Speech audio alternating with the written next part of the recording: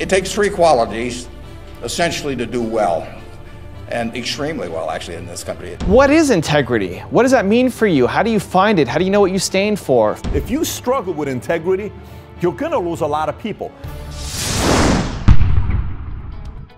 Rise and shine, it's Espresso time. I wake up every morning. Espresso keep me going. I wake up every morning. Grab your coffee and sip on today's message from Warren Buffett. Also, if you want to have confidence like Warren Buffett and others, check out my 254 series. It's free. The link is in the description below. It's important to associate with people that are better than yourself. It takes three qualities, essentially, to do well, and extremely well, actually, in this country. It takes intelligence, it takes energy, and it takes integrity. And I say if you don't have integrity, you know, we don't want to hire somebody that's got intelligence and energy if they don't have integrity. We'd rather hire somebody that's dumb and lazy if they don't have integrity, because they probably will never get around to cheating us or doing something of the sort.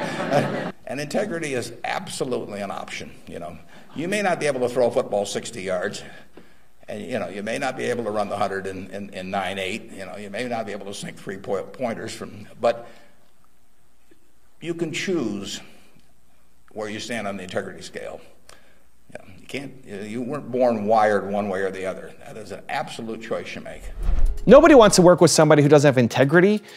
But what is integrity? What does that mean for you? How do you find it? How do you know what you stand for? For me, it all comes down to values.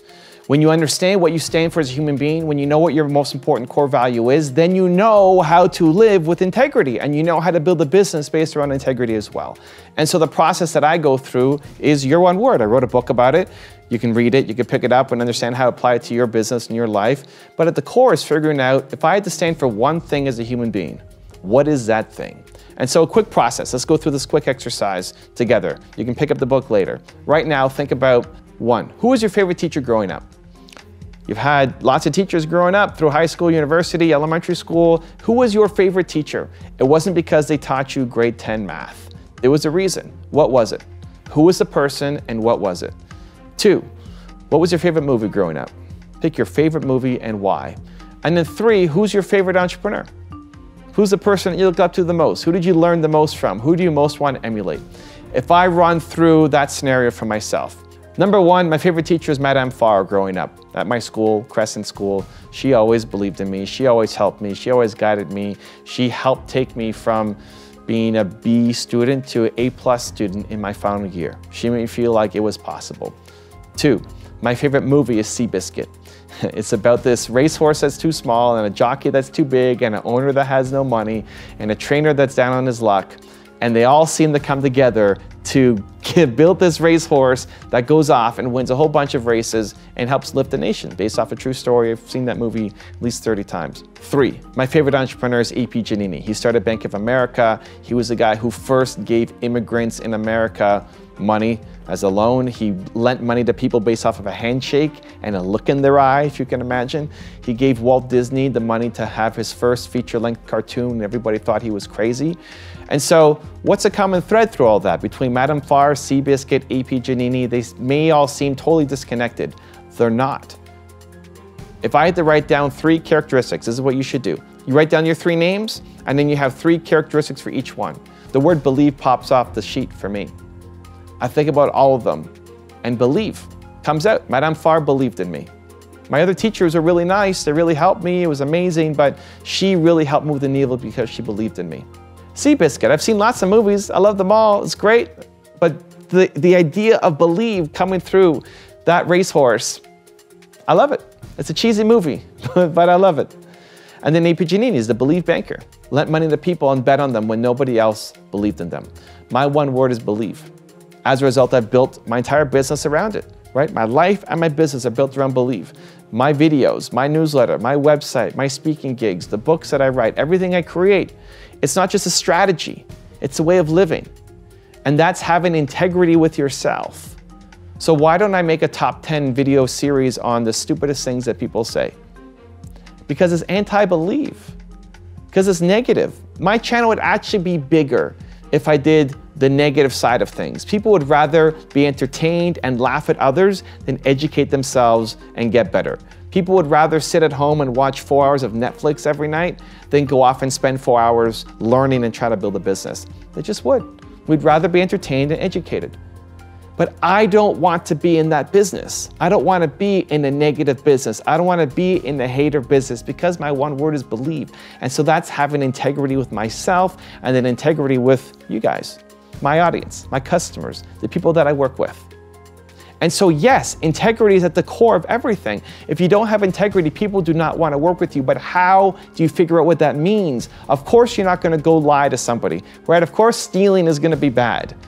But what else? How do you get more specific? The biggest problem is lack of clarity. People don't know what they stand for.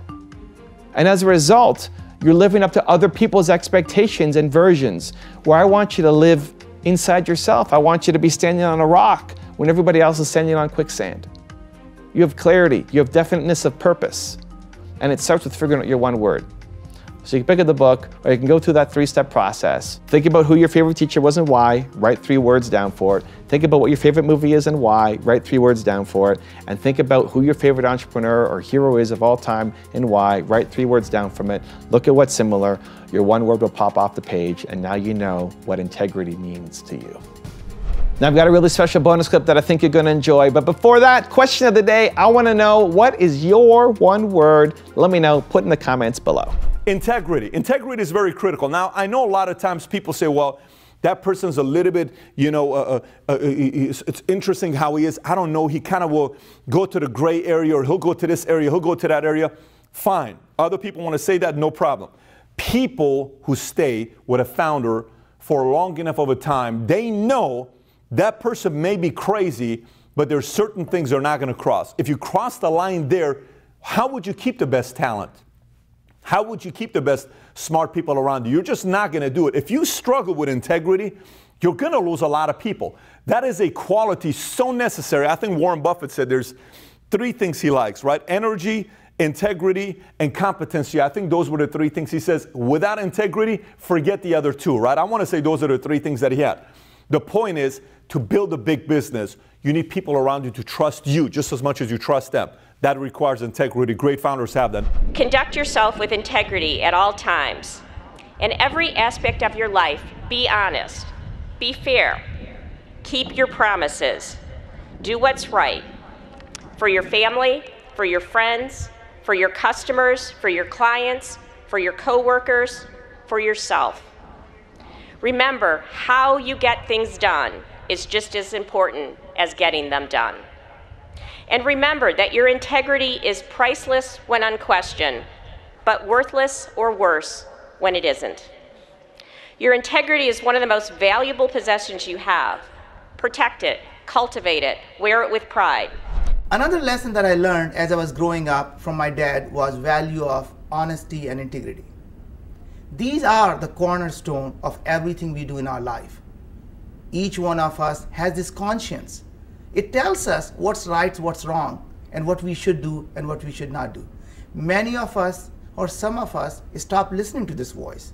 So just remember, when your conscience tells you something not right, just don't do it. The value of honesty and integrity is not just about being honest to others, it's about being honest to yourself. It's easy to fool others, but it's very difficult to fool yourself. So just listen to your own voice and be truthful to yourself. If you want to know how to define what your game is with Warren Buffett, check out my last Inspresso video on him. The link is right there next to me. I think you'll enjoy it. Continue to believe, and I'll see you there. Defining what your game is, where you're going to have an edge, is enormously important.